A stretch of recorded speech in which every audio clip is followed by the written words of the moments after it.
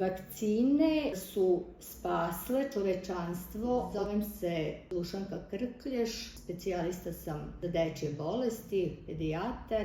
Vakcine su spasle čovečanstvo od mnogih zaraznih bolesti. Prvu vakcinu beba dobija već u porodilištu, to je vakcina protiv tuberkuloze. Beba dobija i prvu vakcinu protiv žutice. U toku prve godine beba treba da primi 3 doze vakcine protiv difterije, tetanusa, velikog kašlja, dečje paralize, meningita, 2 ili 3 doze protiv streptokoka, pneumonije i 3 doze protiv žutice. Sa nekih punih 13 meseci dobije vakcinu protiv malih boginja, rubeole i zaušaka.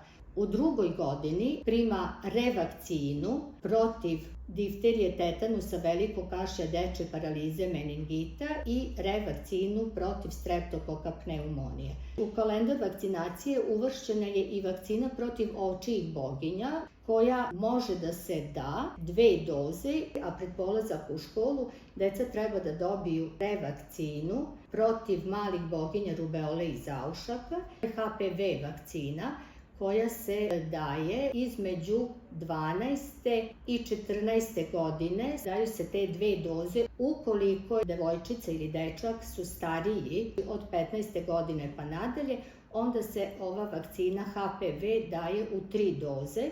I u 14. godini treba da se da poslednja doza protiv difterije i tetanusa.